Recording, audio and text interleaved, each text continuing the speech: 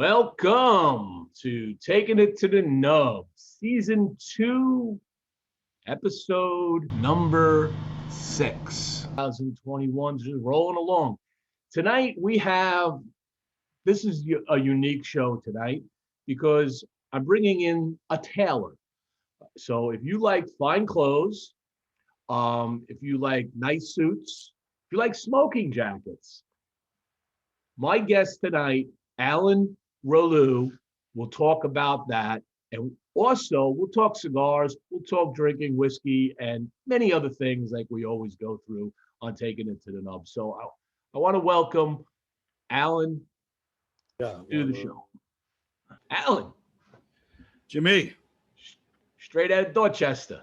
Straight out of Dorchester. There you go. Me and the Wahlbergs. We'll get it. Well, I'll keep that in mind. I'll ask you a question about that later. Yeah. He actually, they grew up in Savin Hill, probably about a little over 2 miles from here. Mm-hmm. Yeah. He would love this. Mark. Oh, absolutely. What are you smoking tonight? I don't know. What am I smoking? Let me get these. They were a gift. Wedding gift. It's a wedding gift.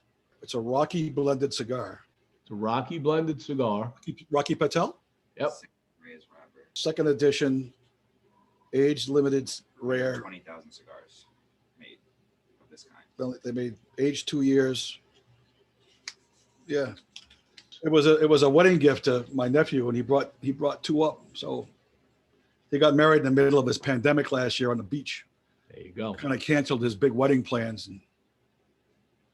So I'm smoking a Big Poppy, because we're talking people from Boston. So a David Big Ortiz. Poppy. This is made by El Artista Cigars. Yep. This is actually David Ortiz's personal blend that he had for years when he was playing, but he never sold them until after he retired. So very cool cigar. And I'm actually pairing this tonight with a nice little French wine here. I have a Woodford Reserve. Nice. One of my go-to. I just started experimenting with smoking planks and putting my glass on them.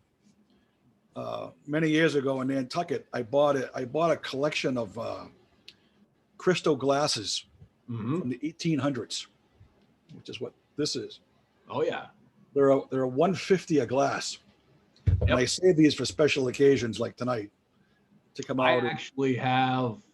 I was in Ireland on vacation about 3 years or so ago, and I stopped into a glass shop, and I bought a carafe with my great grandmother's Irish crest on it. Yeah. And 2 rocks glasses. They're like 38% lead crystal, including the carafe. And the thing weighs like a ton with nothing in it. And nice cut, beautiful cut glass. And that whole thing cost me like $700. But yeah. I love it. It's amazing. And it's amazing. I know it's not an issue, but they always taste better out of a glass like this versus just a regular rocks glass coming in. And I'm like, you know what? It makes me feel good to just like pour it, 140-year-old, crystal glass. I'm like, you know what? Something special about that. Yeah. So so we talked on a few chats before, and I was really intrigued because you're a tailor, you're a cigar enthusiast, and I guess I would have to ask the question: are a lot of tailors cigar enthusiasts? Actually, there are. Most of in my industry, I would say the majority of guys in my line of work at the level I'm at are Italian. And we normally would meet twice a year, and always there'd be about 11 or 12 of us would always bring cigars. Mm-hmm. And we meet in New York and just kind of like catch up for the year in our industry for what we do, and even some of my vendors. And it is very few guys that I deal with at my level who actually don't smoke a cigar, you know, and it's a learning process. And it's just one of those things. As the longer I'm in it, and the more people I talk to, the more intrigued I am about the number of people who have developed their own palate and ideas on their cigars that they have. So it's not just knocking off somebody else's cigar and putting a label on it. Right. They've actually taken the time to look at wrappers, fillers, you know, the integration of making a cigar. And I think after meeting you and Gabby and Armin and the other people that were on the couple of webcasts that I've been on, that just fascinates me. I mean, there's not enough time in a day. When I have a spare minute, I'm popping up now with the BCA. I'm looking at yours. I'm looking at Gustavo. I'm looking at Brad, and I'm like, Jesus, you know, everybody has these like, and it's not like it's, you know, it's my opinion and my cigar is the best cigar. It's why this cigar is a good smoke. Right. Exactly. And that's what I find fascinating. I find fascinating in your industry, the camaraderie of people that are in it. Oh, it's a tight knit brotherhood. It's very, very cool. Of enthusiasts. And you know, when you look at the fact that it's a competitive industry, but when I get on the podcast and group chats with you guys, it doesn't, if somebody were to hop on and not know what it was, they wouldn't know that there'd be a dozen different guys on there having their own cigar line, talking about the industry. It was described to me very early in my media journey that this is a friendly competitive business. Everybody helps each other. They want success across the board, because the more success there is in cigars and the cigar brands, the better it is for the industry as a whole. All right. And then there's, you know, they like to have the best cigar and all that. But it's kind of like you. I mean, you've got to tell, you're a tailor. We'll go back to it. Let me just ask you a simple question. What came first, cigars or tailoring for you? Well, prior to me being in the tailoring business, I was in the restaurant industry. Oh. So I owned restaurants for 12 years. So I would say cigars came first, but the knowledge in the diversity of the cigar industry came in my tailoring. Because the tailoring, my clients in the custom tailoring business over the last 34 years has enabled me to travel the country and Europe and really exposed me to a wide variety, which, you know, before that was only limited to like cigar aficionado. Right. And, you know what I mean? So from a consumer prospect, getting to realize there's a much more in the industry than what appears on the surface. You know, I'm finding out which cigars I like, which wrappers are a preference.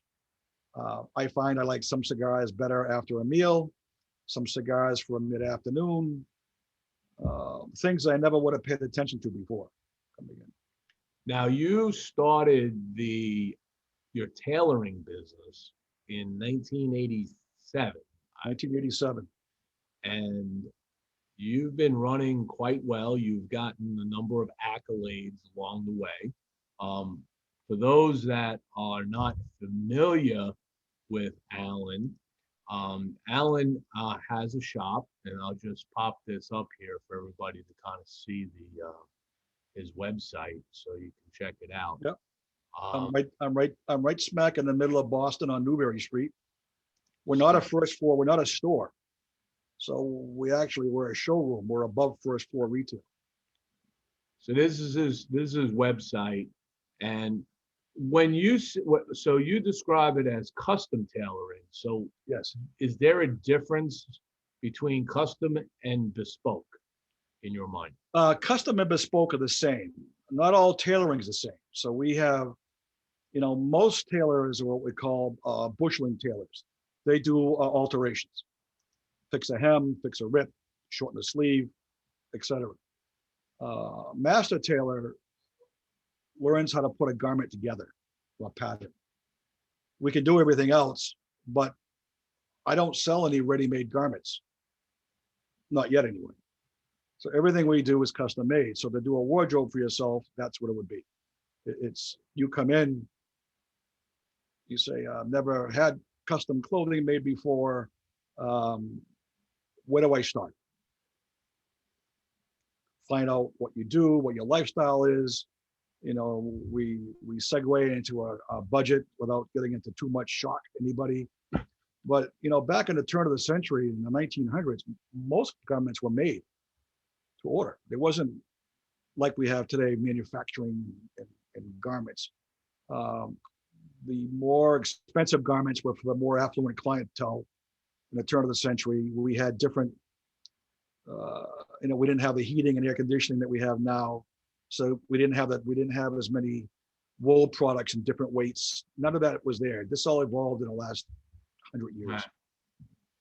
Now, how does somebody, a young man at the time, restaurateur, go from restaurant to tailoring? I mean, how does that even? How do those dots get connected? And how did you connect those dots? You know, how did you? Well, I bought my first bar when I was 21. So in college, quit college to buy a bar, planning to go back to school, and every time I did, I bought another bar. So it was a great gig in my 20s. I figured I was already drinking and I could meet women better if I owned a bar than sitting on the other side, you know, trying to buy a drink. And the bar industry was very interesting to me because it was a microcosm of most industries. You're dealing with HR, you're dealing with inventory, you're dealing with clients, you're dealing with people. You're in sales, basically. And I did that for 12 years until I was just burnt out. I mean, you know, I keep telling people I looked older then at 32 than I do now. And I decided for a change. And I'm a firm believer that you should have a passion. You should follow your passion. I never wanted to be a person who put in 30 years in a job, hated it, and counted the days down to retire and take a pension. That was never even crossed my mind. That being said, I never planned on getting in the clothing business either. So when I sold my last restaurant back in '86, I moved into Boston as business development, VP of business development for a real estate company.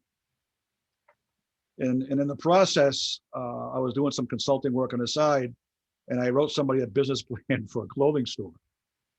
And when I was done, he decided it was too much work and moved. So he moved, but I had the business plan because he still owed me money. And then I was walking by an opening one day in Faneuil Hall and thought that would be a good place to put the business plan into use that I had just written. Somebody said, you know, what do you know about clothing? I said, I didn't know anything about restaurants and bars either. I eat and drink, and I also dress. You know, the goal was for me was not to stay in this business for 34 years. It was to open up a passive income business, put the store together, put the business plan to work, and make some side money. And I developed a passion for the custom side. So back in the late 80s, we were going through a real estate crash. And the more I got into the clothing business to learn about fabrics and construction, I was fascinated. And never planned on being in it this long. It was always like, you know, one more year, I'll do this and we'll work it. And then the years go by, and then, you know, I was fortunate to be written up in a couple of magazines. And then I won a Best of Boston. And now what do you do? It's kind of like, all right, you sit back and go like, well, I'll give this a shot. Let's see where it takes me. And the longer I was in it, the more I liked it. I got to meet people from all different walks of life in all areas of the country and Europe. So when I went to study under a couple of tailors at night and went to Europe for a month to learn fabric, I tell everybody that, you know, I've been doing this 34 years. It's a good time to come in. I'm just getting good at it at this point, because tailors never retire. They just kind of like fade away and then they're gone. All my mentors in this industry who are no longer here, all worked into the late 80s and early 90s. Right. I mean, craftsmen, if you got them started to talk about clothing, you would be there for an hour. So it's always like, all right, let me grab a cigar, let's go outside. And all four of my guys that taught me this, all Italian. It was Giacomo Trabalza from Beverly Hills, California, Bill Fioravanti and Tony Maurizio from New York, and Joe Centofanti from Ardmore, Pennsylvania. Those four guys were the cornerstones of my career because they allowed me to shadow them and hound them with questions. They all came from Italy. They were all lifelong tailors that started when they were like 10, 11, 12 years old. Where in Italy, tailoring is like the art of tailoring is a craft like a rock star here. You know, here in the US, I tell people I'm a custom tailor and then we go on to the next subject. When I was in Italy 4 or 5 years ago, I was racing in the Mille Miglia, and I told people what I did for work. It was like I was getting drinks bought for me. I'm like, I'm going to hang around in Italy more often. This is here, you know, Italy is an art form. Here, it's like, you know, what's the cheapest custom-made garment I can get? So it's all in perspective. One of the questions coming in, this is coming in from Steve from Frontline Cigars, says, who is the most famous person you've done work for, or the one person that made you think, wow, this person's coming to me?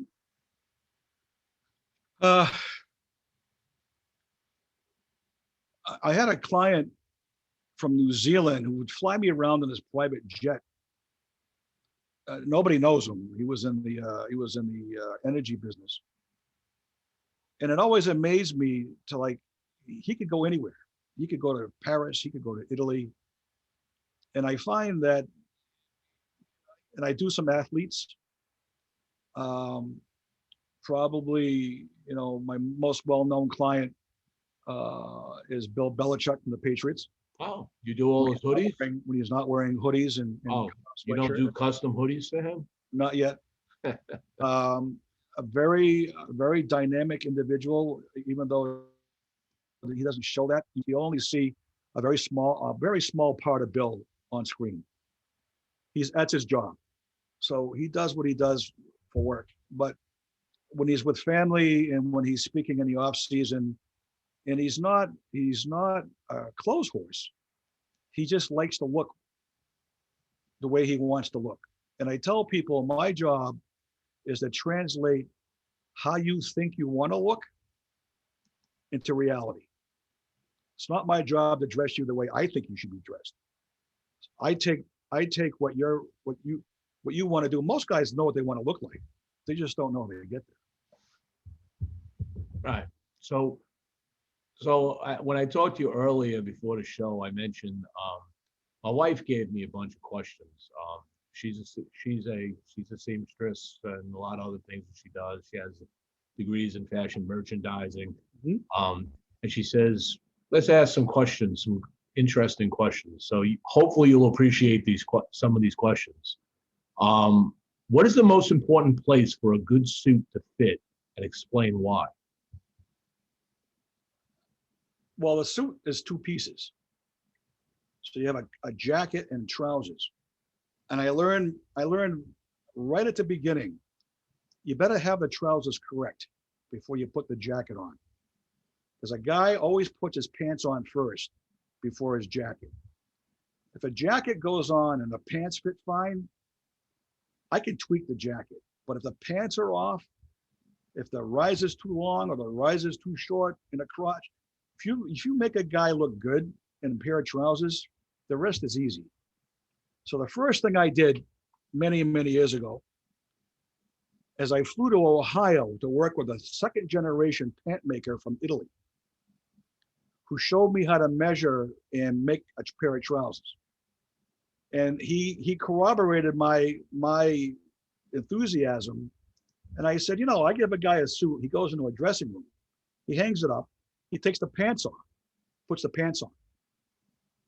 If he looks in the mirror and the pants don't make him look, thinner and taller, and the crotch feels good and it's not too tight, the rest is easy. If I have to tweak the jacket a little bit, in custom clothing, we take a fair amount of measurements. So there's not a whole lot of work to be done when I fit somebody for a custom made suit. And then I have to make sure that it fits the way you want it to fit, not the way I think it should fit. Unless I think it's too far out of whack, and then I'll correct you. But it's like, everybody has their own personal preference. And for guys who've never had clothes made, you could be a 50-year-old guy who's been wearing the same kind of style pant or buying the same thing off the rack for 35 years. And you have a suit made, all of a sudden it feels different. It's because it's fit for you, for whatever balance you have. And custom clothing is all about balance. So it's the interpretation of me being able to ascertain what you want to look like and then translate that into a finished product. Do you, when you work with a client, do you have them look at fit or fabric first? Fabric. I don't even talk to them about the fit because most guys don't even know. Usually I can tell somebody coming in if they never had clothes made before, if they wear something coming in, I can identify problems off the bat. I can tell if a guy is, broad in the shoulders and he's got a tight fit in the jacket, and I know why. So when I'm fitting somebody coming in, if you're above, when you make ready-made clothes, there is a scaling of sizes.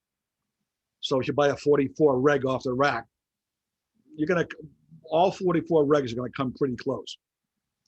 But if you have an issue with a suit or jacket or trouser, and I measure you and I can see the differences in the measurements, I can usually figure it out.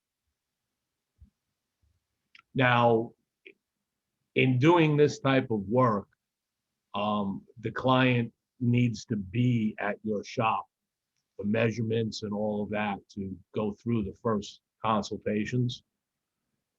Yes. I have made clothes for people who are not coming in. Technology has allowed me Zoom calls and FaceTime. But I really don't want to do that.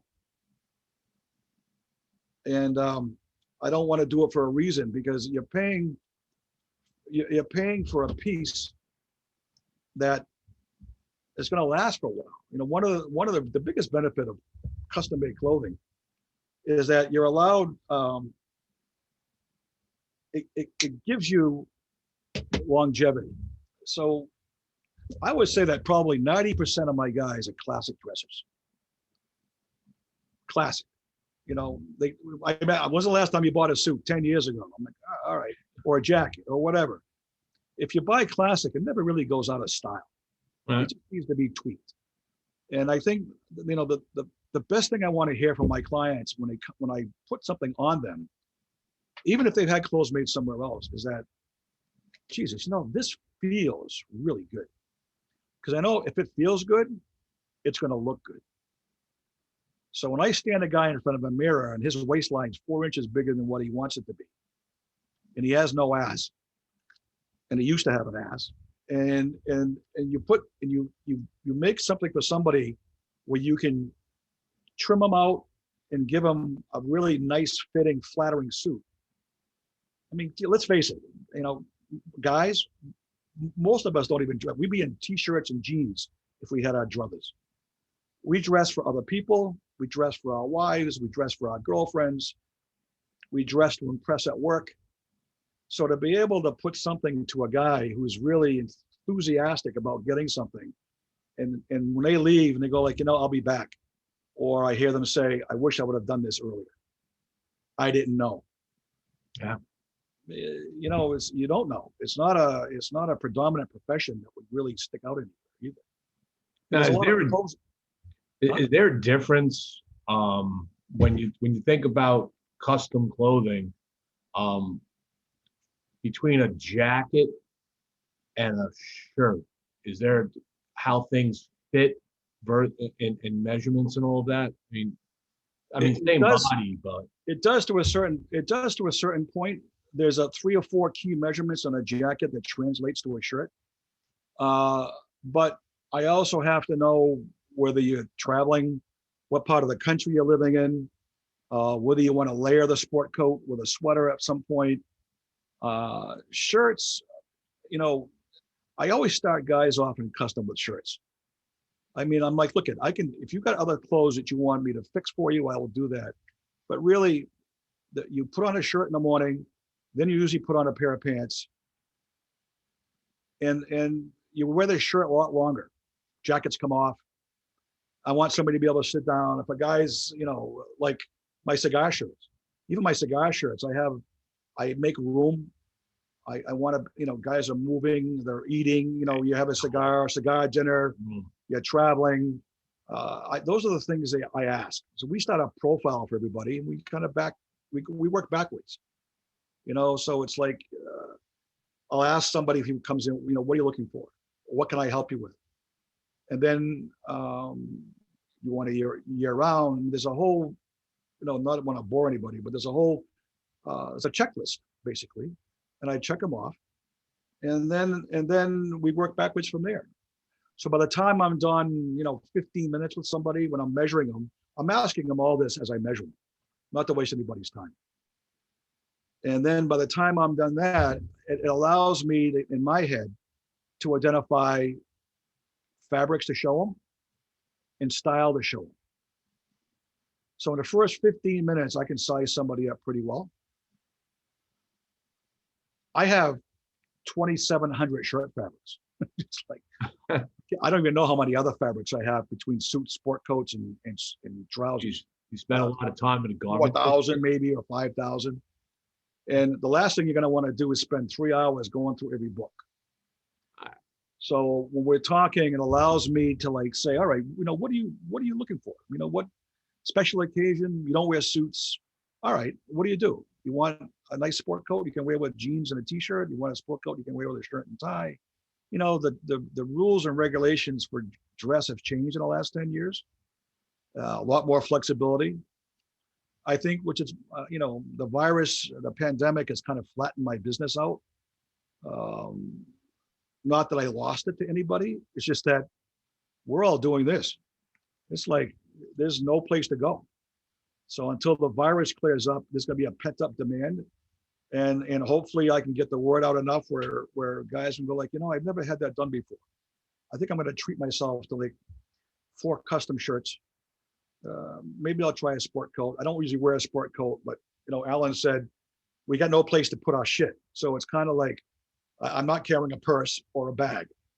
So, and I'm not European, and I just not. So my jackets are all layered with pockets. So I now have reading glasses. I have sunglasses. I have keys. I don't want a guy wearing a huge wallet that's going to give him a spinal injury when he sits down. So all these things come into play. And I tell guys, you can wear this, just wear it. It's meant to be worn. The biggest thing I tell my guys is that when you buy something off the rack after a year or so, it kind of looks like shit most of the time.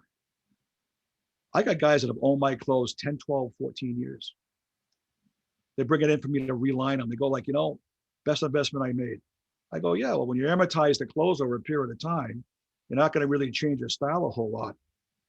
When you wear something that's specifically yours and you go to your closet and you pull it out and you go, you know what? I designed this. Because you actually design it with me. So your name's on one side, says, custom made for Boston Jimmie. And my name goes on the other side and it says, if found, return to sender. I have no idea where you guys are going to go. But so, do you spend a lot of time going down to the garment district in New York? No. Okay. Because the reason I bring that up is that I know when my wife would do projects, we'd be in New York visiting, and we always end up in the garment district. And to her, that's like me walking into a nice cigar shop, right? Look at all these great cigars, right? She walks in and it's like, look at all these fabrics. Oh my it's like, and she's like a complete geek in this and around fabrics. You have that feeling when you look at fabrics and go, oh my God, this is a fabulous fabric. I got to do something with this. On the luxury custom tailored side of the business is vertical, and it's almost like a pyramid. The higher placed the garment and the higher placed the fabric, the less amount of mills there actually are to work with. So there's a finite amount of mills. And in Italy, there are actually mills in Italy that are family owned, very small, nobody's ever heard of them, that put out a phenomenal product.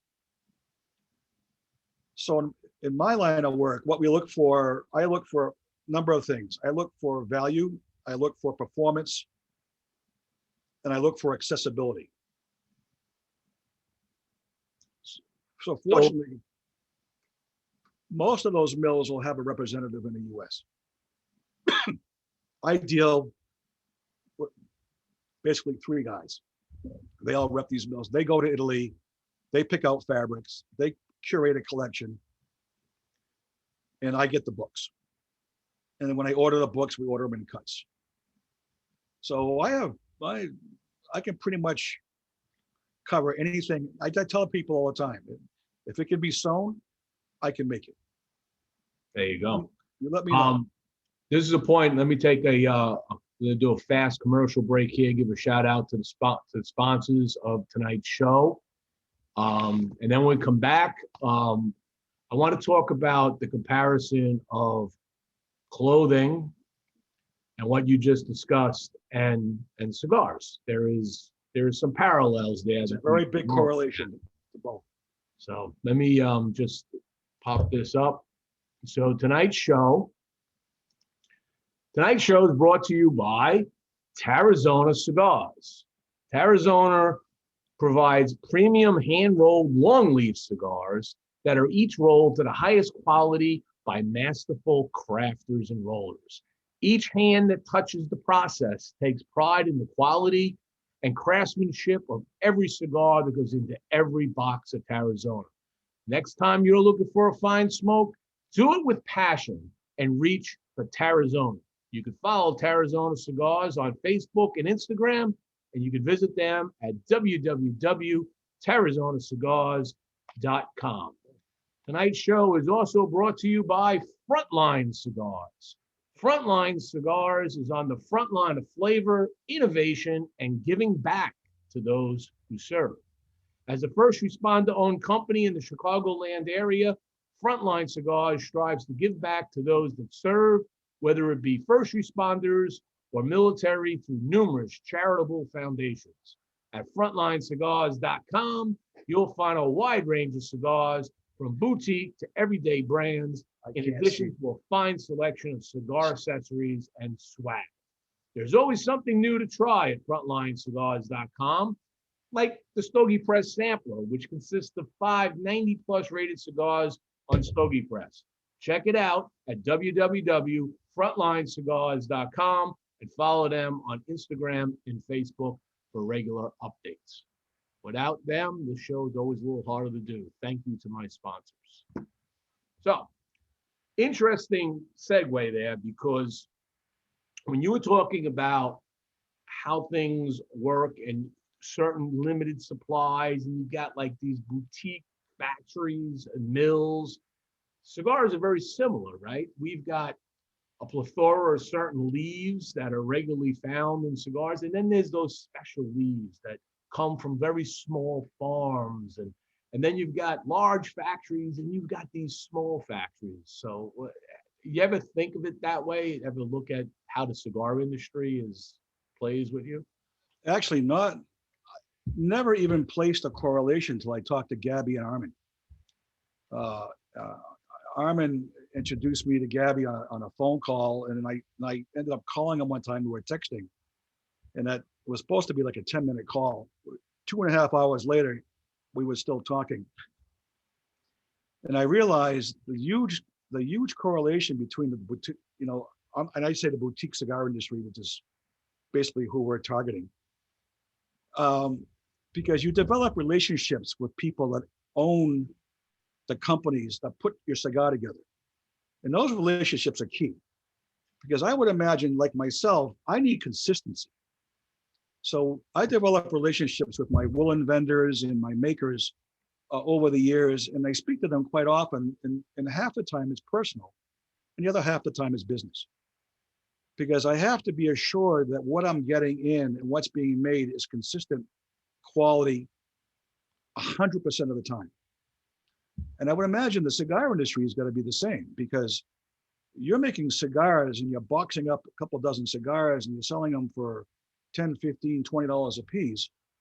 Your livelihood depends on the fact that the people that you trust are taking the care to make the wrapper, to make the filler, to make everything that goes into a cigar. So the more we talked, I'm like, no, your association's a lot like my association.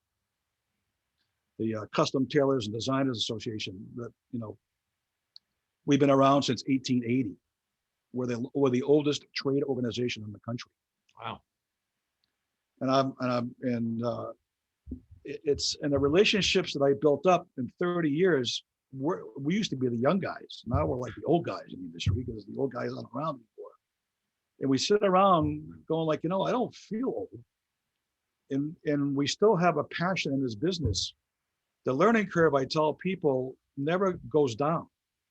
My learning curve is always going this way.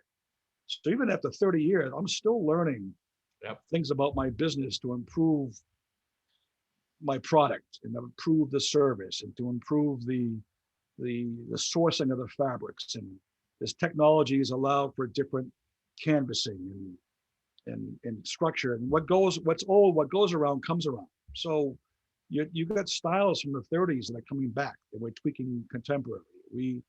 I'm not a fashion guy. I don't even go to the stores.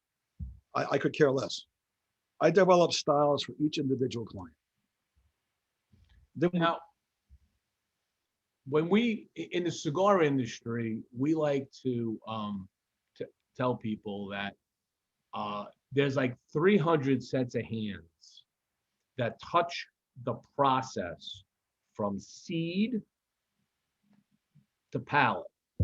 There's 300 sets of hands that deal with that harvesting and the growing and the drying and the bunching and the fermenting and the roll. I mean, if you were to look at your business, not just making the suit itself, but the fabric, what's involved in that, how many sets of hands you think touch that to get that fabric to you, and then you add more hands to make the suit?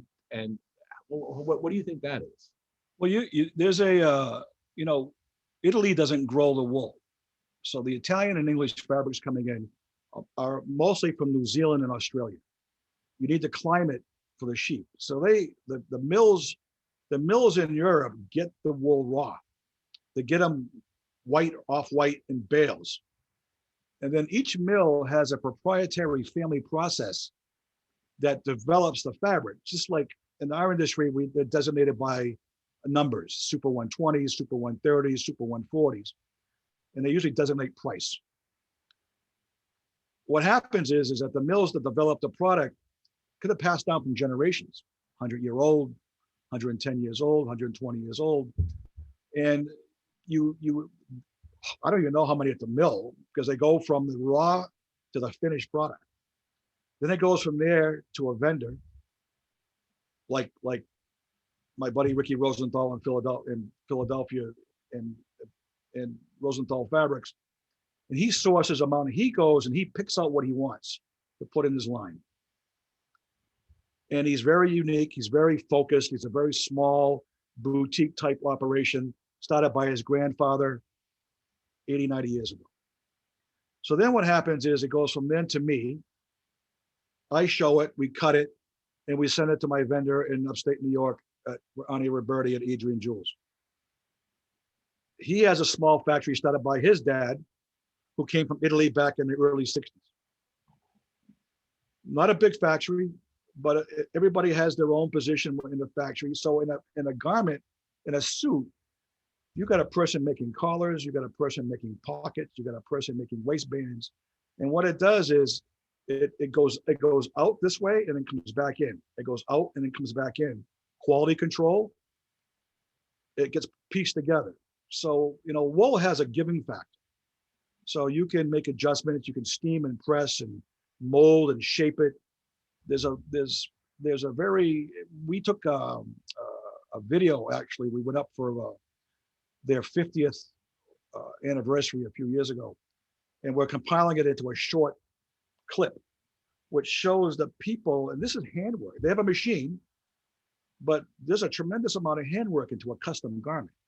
It's not mechanized to run through with nobody touching it. There are people touching your garment. I know the person who makes my pockets or my suits. I know the girl who makes my collars.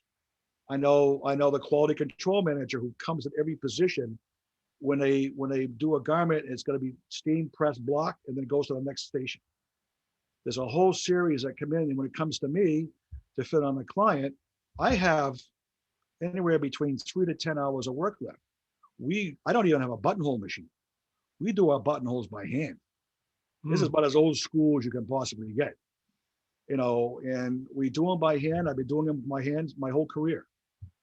And I said, if this machine is good for a lot of the stress points on a garment coming in, but there's nothing like a hand finish. The hand finish your suit should break in like a pair of shoes. Yeah. The longer you wear this garment, most of the time I ask guys why they don't wear suits. And by the time I'm done asking them the question over and over again, it's because it doesn't fit. They're not comfortable. It's like having a guy saying, why do you wear a tie? Don't you hate it when it's like up here? I said, well, no, if it's too tight up here, that means the shirt doesn't fit. You should be able to wear a tie and a shirt and not even know you have a tie on. And that brings up an interesting question. We talked about suits and pants. We talk about ties. What does it take to make a good tie? I mean, how do you distinguish a good tie from an inferior tie? You have me make you one. We don't even sell ties ready-made anymore. So you make your own ties. We make our ties. So what are the qualities of a fine tailored tie? If you notice how a tie hangs, there's an interlining in a tie. If you took your tie apart, there's fabric on the inside. Mm-hmm. Well, different thickness silks on a tie, you should have different linings in the tie. A tie you buy for $10 or $20 on a rack, it's going to be made in China, all the same. So when somebody picks a silk out to have a tie made, we actually match it up to the thickness and the weight of the silk, so that when you knot your tie, the tie hangs properly. Very good. We make our own belts. I don't even sell belts. We do custom belts, and we're just launching a custom shoe line from Spain. What does a custom belt cost? We start at $225. That's not bad. No, Italian calf comes with 2 buckles, gold and silver. Doesn't split off after wearing it from too long and fall apart. Right. Most guys buy belts when theirs falls apart. Yeah, exactly. Yeah, selling belts to a guy, I go like, I don't need a belt. I'm going like, when's the last time you bought a belt? I don't remember. You need a belt. Because normally what happens, as long as it ties and it puts on, they'll just keep wearing it until it just falls apart on them. So Lisa Goldman, Lisa DeVellis Goldman, she had a couple questions. One that she asked is, what is the most rewarding work you have ever done? For your Uncle Richard, Lisa. Okay. She's near you in Florida. She's in Wellington. So then we should ask the second question. Have you ever soaked your cigars in cognac? She says. Have I ever soaked my cigar in cognac? Yeah. I did once in front of a really good cigar smoker, and he made fun of me so bad for doing that. I never did it again. I go, well, what are you talking about? I thought this is, he goes, people who don't know cigars don't soak the cigars in cognac. I go, okay. Jeff Walsh asks, Alan, do you prefer the regular cut, the V cut, or a bullet punch in your cigars? I like a regular cut. That's what I heard. I find the draw better. I tried the bullet. I actually keep the bullet in my bag on my motorcycle because it's easier to carry around. But truthfully, I like a clean cut. I find the draw much better than a V, and I don't, unless I'm off. I just haven't. I tried them all, and I prefer a clean cut. Now, when you are in your finest suits and you go into a cigar lounge, do you bring your smoking jacket with you? I do. And can you tell the reason for a smoking jacket to the audience? I mean, the history of it as to why they exist. The smoking jacket started back with gentry in England in probably the 1800s, because they found that tobacco and cigars were inundated into your clothing, that a cotton or velvet type jacket protected your clothing from smoke. So it's like if you wear a smoking jacket and you sit into a lounge and you smoke for 3 hours and you go home and you take the jacket and you put it out, your rest of your clothes aren't going to smell as strong as that coming in. So the smoking jacket became kind of a de rigueur back in the day, 100 plus years ago, for people that could actually afford it, to be able to do that, because it meant adding something more to your wardrobe. And I think I was talking to you earlier, I'm bringing the smoking jacket back. So we got. And I've seen that smoking jacket on one of the other hearths last week. Yeah, the one I had was crushed red velvet. And what do those run? What's that? That one ran about 2,000. Wow. That one actually had crushed velvet in the body, brushed velvet in the collar, and the cuff, and the trim was a silk cord trim, all hand sewn. The majority of work on the jacket, on a custom jacket, is the labor, and then how much detail you want in it. Right now, I'm doing a line. I'm waiting for it to be finished. We need to check the quality. Where I'm doing a robe style, which is basically a home. You wouldn't want to be wearing that out.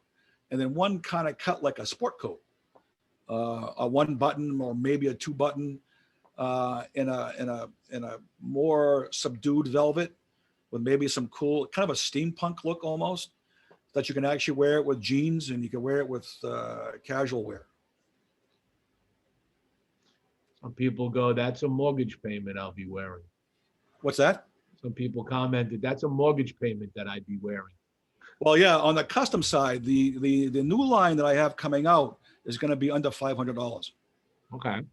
It's going to be, I'm targeted, my target was $495 or less coming in. And I wanted to be able to give some detail on it and to be able to wear it. And I can do it in size, and we make them. So it's kind of like a semi-custom. And we're working on that now, trying to cut it down. I got to buy so many. It's sourcing the fabric and everything else that I want to do with it. Right. Now, how long does it take to make a suit, for instance, versus a shirt? Well, the time factor from ordering to finishing is normally about 5 weeks. It doesn't take 200 hours to make a jacket or a suit. It's because I'm putting it into a factory where it's in the process, or you're behind everybody else coming in. My custom suit jackets probably have about 32 hours in it. My trousers are probably about 10. In your shop. Right, custom made.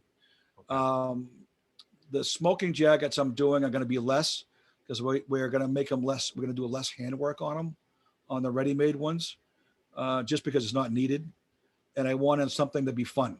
I wanted this to be fun to be able to wear. I've never done it in my 34-year career, but I've been able to source a half a dozen different colors. Technology is allowing me to do some cool linings. So we're playing around with that. Now I'm just playing with timing, delivery, and the quality of the garment to make sure everything falls into place. Okay. Well, that's another segment we'll do later when we can show them off. Let's do a little lightning round set of questions, real fast answers. Go ahead. We'll start in your industry. best dressed man alive today? Best dressed man alive. Well, since we haven't seen anybody for about a year coming in, I actually like the way George Clooney dresses. He's a pretty classic dresser. You know, it doesn't all have to be custom. What you need, if you don't do custom, make sure you have a good tailor. I mean, that's my advice. And it's like, and we do tailoring only because I've had guys come in where I don't fit in their budget at the present time. So I always tell them, like, you know, let me fix what you already have. So at least it looks like I make your clothes and it fits you properly. So next question, the best. So you're a bourbon guy. Bourbon, wintertime, bourbon and scotches. Okay, so best whiskey you've ever had. Well, I'm drinking a Woodford Reserve, which I actually kind of like. Lagavulin for a scotch. There you go. Thank you very much. I had the owner of that company come into my barbershop last January, which totally blew me away. He was here from the UK. He's actually from Wales. And he was getting a haircut. And we started talking, and he looked over at my bar in my showroom, and he goes, "Oh, you carry a Lagavulin. You like?" I had about 8 scotches. I go, "Really? I really like Lagavulin." He goes, "Well, that's good. It's my company." And I looked at the guy, and I'm like, "What do you mean it's like your company?" He goes, I'm in the industry." So he looked like, you know, he was in jeans and a flannel shirt. He looked like he'd just come out of Vermont. He says, I'm here in the States for like 36 hours. I'm going to a funeral. And so I looked him up on LinkedIn. I go, "Can I connect with you on LinkedIn?" And he said, "Sure, I'd love to see you. We come to the UK, let me know." And his CV came up, and he's got like a 40-year history in the industry. So when we can travel again, I'm putting together a cigar trip. Let's do it. And we're going to go Scotch. We're going to go Scotch and tasting and cigar smoking. Let me know. Yeah, I want to do that. Trust me, I've kept all my contacts in the industry. And here's a question I ask everybody on the show. So anybody who's going to be on the show that might be watching this, be prepared for this question because it's the same question. No context involved. Real simple answer. Pantsuits or skirts? Skirts. Skirts. Okay, there you go. Skirt man. Even though I do a lot of 3-piece for women, I'll make them skirts, pants, and a jacket. So they might want to travel with a pantsuit, but they might want to wear a skirt at a business meeting. There you go. Very, very smart. All right, last question. Put you a little bit on the spot because you are in the Boston area. Best Italian restaurant. Best Italian restaurant in the Boston area. Well, because you're from this area, you know there's more than one Italian restaurant. That's why I said I put you on the spot. You know, there's different areas of Italy that specialize in different types of food. So I'm going to give you my top 3 Italian restaurants in Boston. Carmelina's, owned by Damien DiPaolo on Hanover Street in the North End. Preza, owned by Anthony Catarano on Fleet Street. And they're not watching this, so I probably can get away with it. Brico, owned by Frankie DiPasquale on Hanover Street. And there's different, and they do Italian food, each a little different. But they all make their own pastas. And they're all hands-on. Do they make their own cheese? Well, I started making my own limoncello this past winter out of everything else. So I'm anxious to get them to have a tasting to see what they like. All right. Okay, at this point, we're going to take a dive into what's new in news and cigar reviews on Stogie Press. It's actually been a rather light week in news, so this segment will go very, very quickly, I'm sure. Let me just share this. Okay, so in cigar reviews, we had 2 cigars we reviewed this week. The first one was the Epic Cigars 10. This one came in at a 94 rated. The Epic Cigar 10 is a celebration of 10 years in the business. This one here is actually made by AJ Fernandez for Epic. It's a $16 cigar. It's got a delicious flavor profile, and it comes in this beautiful numbered, limited edition numbered box. You can just come through here. This is the box here, opened up. It's got all those, it's a cedar lined box, and each one is individually separated, which I like. It's got a Cameroon wrapper with Nicaraguan binders and fillers, and you can kind of come through and see some of the nice dark leaf in there. This thing started tasty from the right off the get-go on this. Had me chomping, wanted to smoke it. Very nice burn, excellent smoke production out of it. Fantastic burn cone once the ash fell. Pick right back up. So really there was not a lot of things wrong. There was just a slight jag in the burn and a mild wave deep down in that journey. But yeah, this is fantastic. I smoked three of them, and each one performed the same way. So very nice cigar. Definitely check it out if you find those in the shop.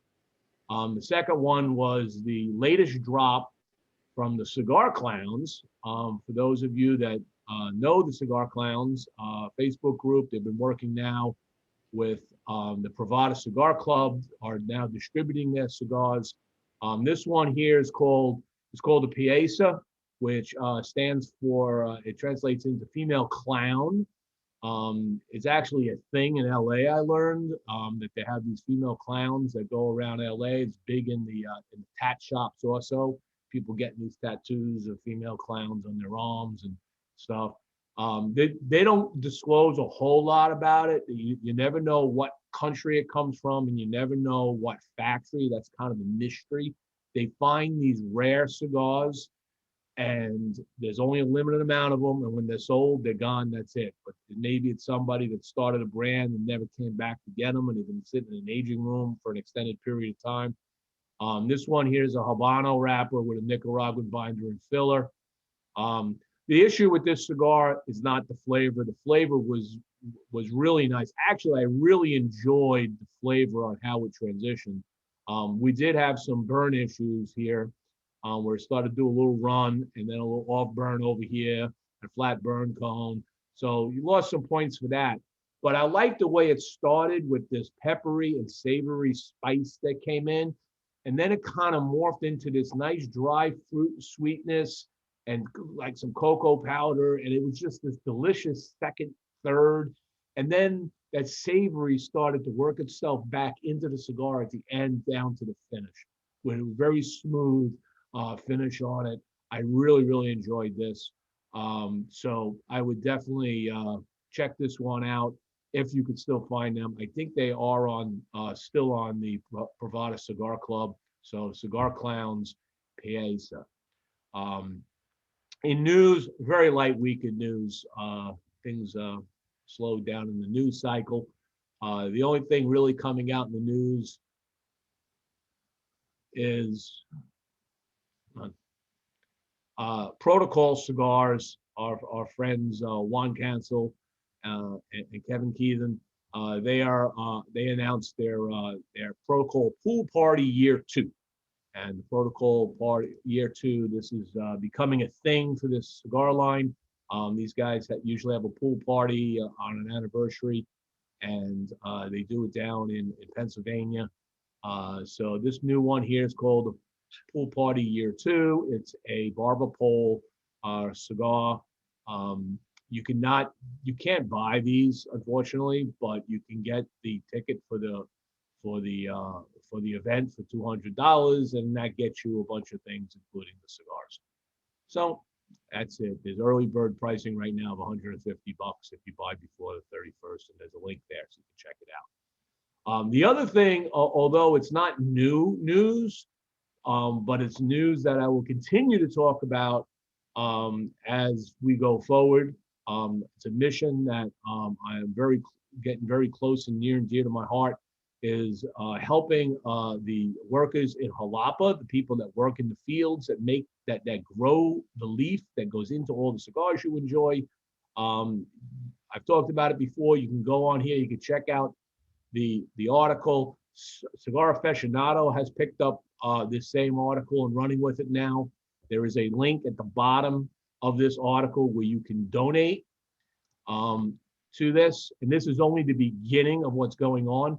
I'm doing this in collaboration with Luciano Morales from Ace Prime Tabacalero Pachado and a group from Frontline Cigars, one of my sponsors. And together we're doing everything we can to build awareness. So we started this about a week and a half ago, roughly, I think.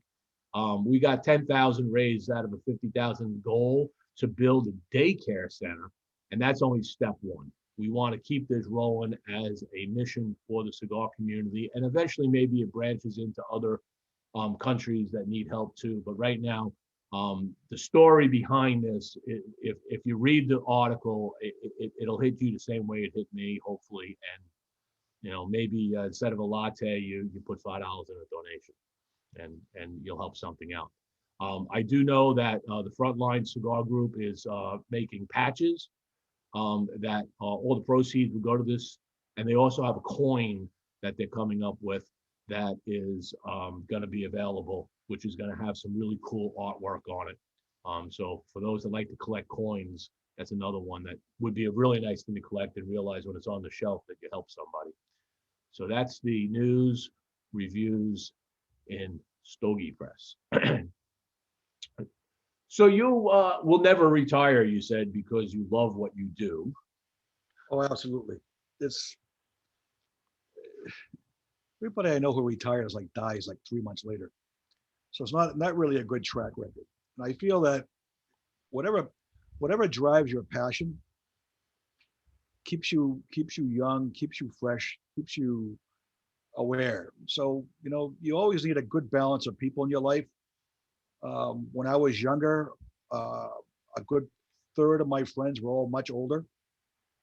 Now that I'm older, it's the other way around. It's 2/3 of my friends are all younger, and it gives you a great perspective, and it gives you a chance to share what you learned coming in. And I find it's a very acclimated sense of the world at that point. And like I mentioned this before, that I never really met any boring people that smoke good cigars. Amazing. I mean, my first Friday social with you guys was 2.5 hours. And then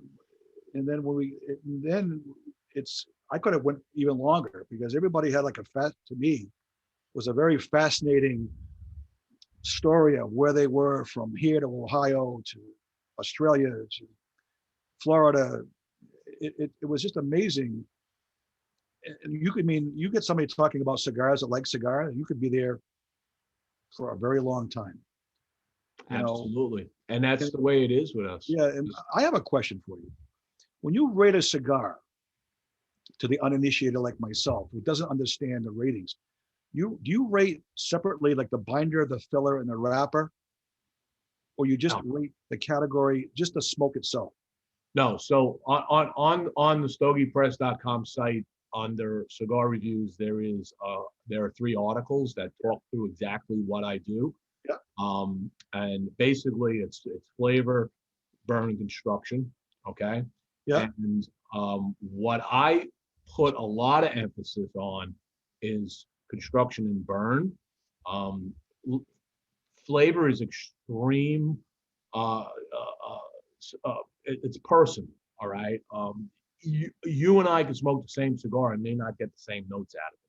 As a matter of fact, my cigar that I think is pleasing to me might be very offensive to you, because your palate doesn't like something in there and it's telling you I don't like it. It's a memory. Your palate's got memory to the brain, right? Things that you tasted when you were a kid, broccoli and stuff. If you didn't like that, and the cigar triggers something that says, I don't like that, you're not going to like the cigar. So I don't spend as much time on the flavor unless it's really, to me, real off notes like charcoal and pencil lead, just heavy, bad minerals, right? There are some things that just don't. It's extremely sour, right? but I do put a lot of emphasis on the burn. I do look at how it burns. I think that if you're going to spend that kind of money on a cigar, we'll go back to custom, beautiful tailored suits. I'm sitting in a lounge. You got a $2,000 suit on me, right? And I'm smoking a cigar.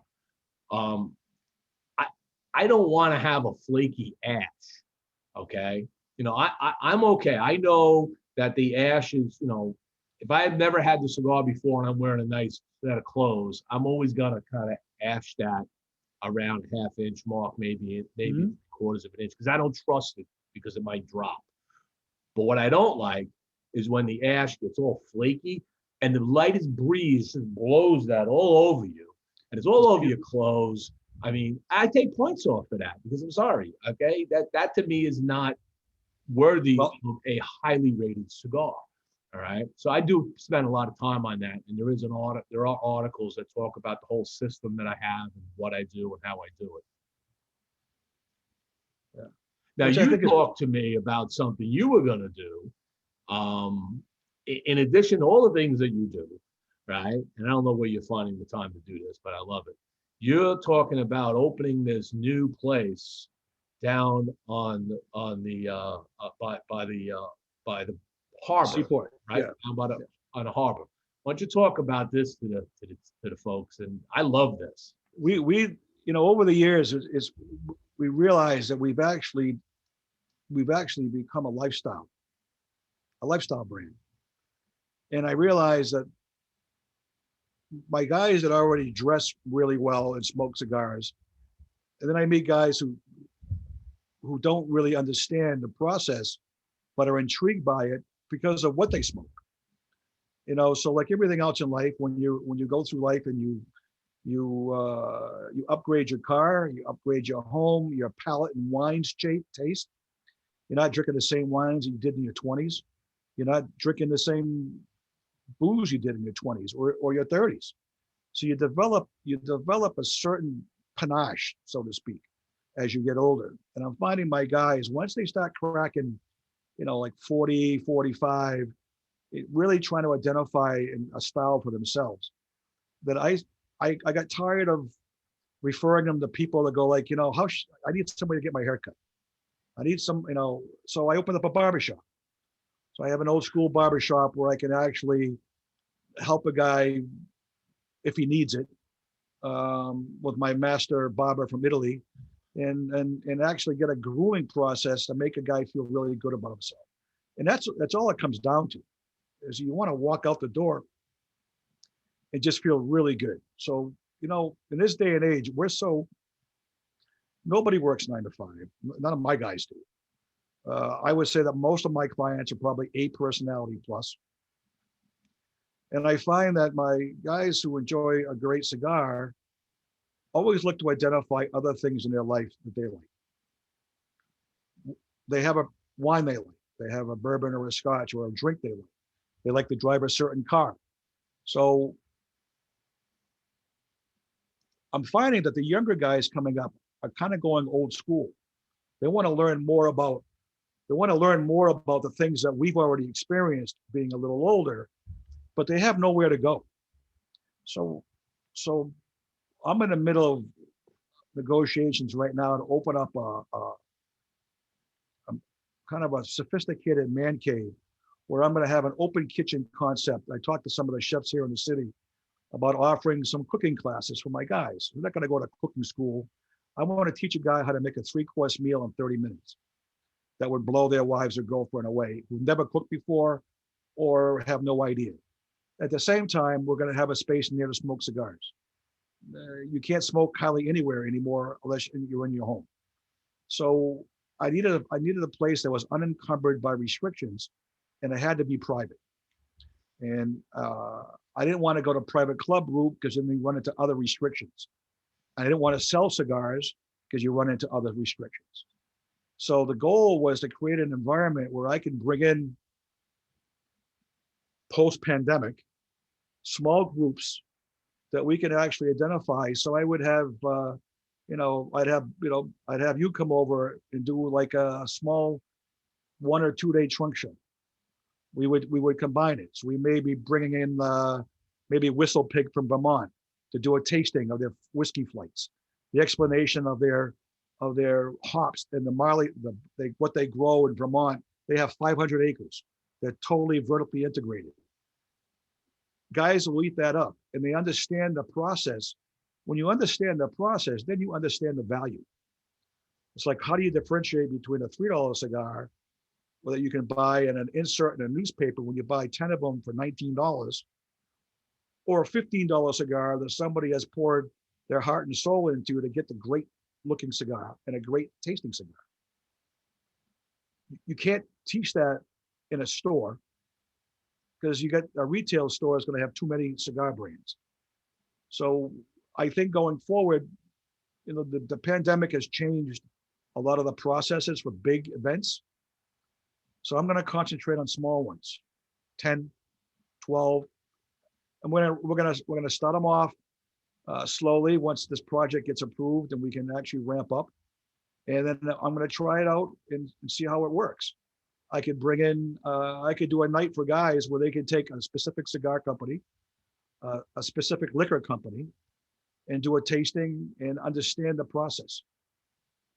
And just have some fun. So you get 10, 12 like-minded individuals coming in to learn something that you wouldn't normally be able to do it. There'd be a fee. The fee is going to include all encompassing. Love it. I love the idea. I think it's a great concept. Yeah, it's in the works. We're coming close, so it's going to be fun. And it's just like I said earlier when you said about retiring. I said I'm not looking to retire.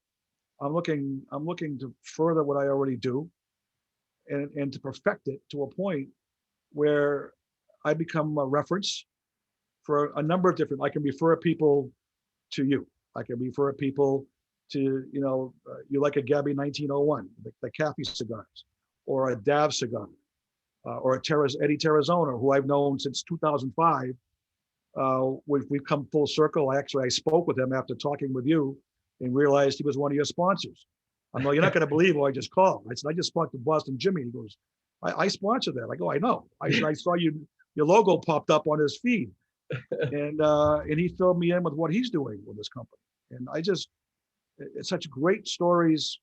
And when you're sitting in a room at some point, hopefully in the future, more than a Zoom call, Right. that you'll be able to sit and go and talk about a bunch of other things. You can talk about family. You can talk about travels. And it goes out and comes back in again. So it relates to have you tried a good cigar lately? What have you tried that? Well, the cool thing about the Zooms now, these virtual herfs, is we have brought the cigar community together around the country, around the world, okay, in these moments where we would probably never have been sitting with these people in a normal day Trust me, before. You're right. And now we have a wider connection to various brothers and sisters of the leaf. And when it's all over with, I don't think this goes away. I think there will be. It's going to be a good run. I think, yeah, the pandemic, there's no upside to the pandemic, but to be able to utilize what you had when you lack the social community that you were used to doing, to be able to take your association of the BCA as a group and to perpetuate a lifestyle, because it's not all about just cigars. You're talking about everybody's drinking something different. Some aren't drinking at all. It makes no difference.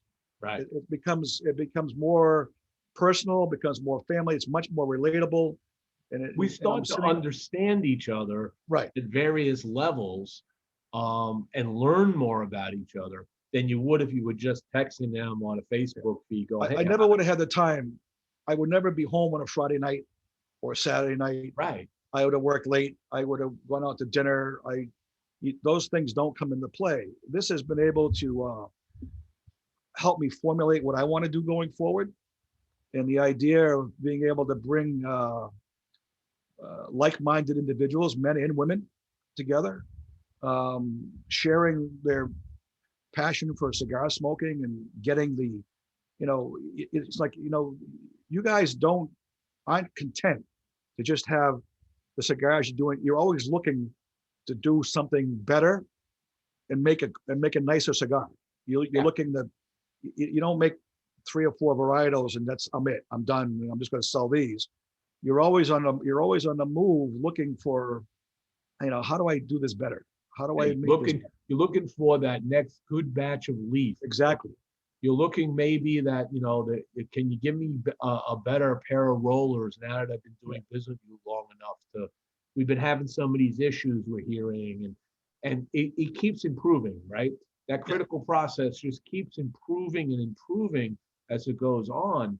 And like you said, the FDA would want to kind of stop any of this new introduction stuff, and they just don't get it, because it's still the same thing. It's rolled leaf. I mean, it's the Japanese call it hamaki, which means rolled leaf, right? That's what it is. All right. Now, how good it's rolled and how good the leaf is going to determine a lot of the price and the expense in the cigar and how you network, whether you're vertically integrated or not. But in the end, you're all trying to get something better all the time. And like that's what the Cigar Clowns guys do on their Facebook group. They're trying to they're on a journey to find the best cigar out there.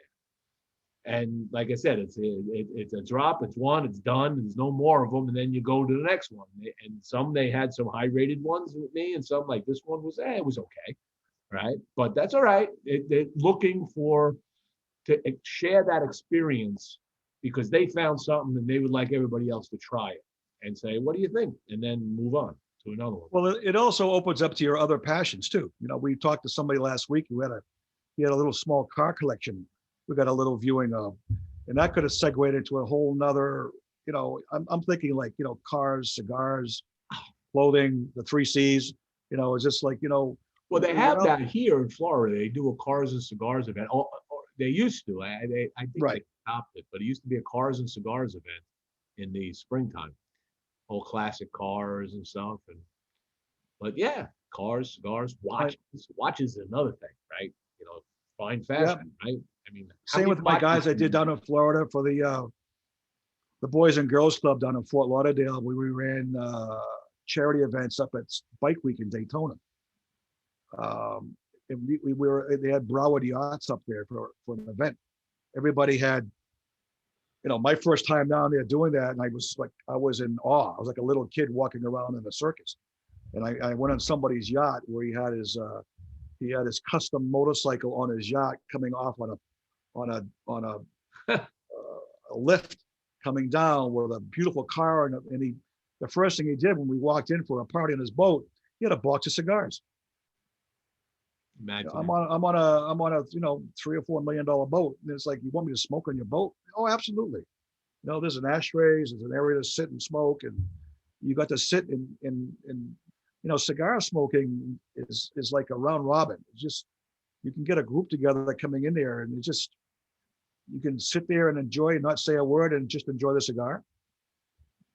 You can share whatever is going on, and it becomes a network, a camaraderie that's very hard to duplicate. It is. I don't know many like it. I'm so glad. I called Armin for this whole thing started. I called Armin for his birthday. and I hadn't seen him in 2 years, and we started talking. And like, I've been smoking cigars by myself all this time. I could have been hanging out with you guys on a Friday night. I'm like, this pandemic's not going to go away soon. No. So we have a few more of these to do in the next six months. Oh yeah, just keep it rolling, and we'll be doing this even after, because when we come back to the cigar shop. So cigar shop closes at 9 o'clock sometimes. Some don't stay open lately, even if they stay open till 10, 11 o'clock. You're going to leave. You're going to come back home. Yeah, you're going to be like, hey, let's see if anybody's zooming anywhere, man. Catch a late night herf, on a Saturday night, And there are those that will say this is their thing now. They'll go to a shop. They would plan to go to a shop less frequently, okay? They'll go there to buy the cigars, but they'll come back and they'll do this because this is they have their own little group of friends that they're very happy with all over the country. And to each their own, and it's all going to be good. It's just sell more cigars. Yeah, I'm looking forward to putting on a three-piece suit and having a great cigar somewhere. There you go. You know, You like double-breasted suits? I like double-breasted suits and I love like vests. double-breasted suits. I really enjoy that, and I'm looking forward to that time again. Yeah. Well, Alan, we're well beyond the hour. I know you have your 9-year-old also that. Oh, you're kidding me? He's watching YouTube right in front of me. I can see him from here. He's like, he's glad Dad's on the porch, leaving him alone. So I'm on my deck in my cigar dome, and it's 35 degrees here, so I'm all good. But you got your buddy with you too. You didn't introduce your friend. Yeah, he just went inside. Did he? So he finished his cigar, and he just gave me the thumbs up when he left. He's 27 years old. He goes, wow, this is really cool. And that's exactly what I'm talking about, because an educated consumer for you guys is going to be crucial for the longevity of the industry. Why? Not just going in and, not going into a store with a price point, but going into it with a little bit of knowledge. Always. Yeah. The more we educate, the better. I totally agree. So, Alan, it's been a pleasure. I'm so glad you were able to join. For those that are still watching and those that have watched, thank you very much. It's been another great show. When I get up to Boston, which I plan on doing sometime in the future, because I do miss. Oh yeah, trust me. I'll probably see you in Florida before you come up here. Wow. We'll definitely keep this up. We'll get together when this thing's all over with. If you're traveling through. Oh yeah.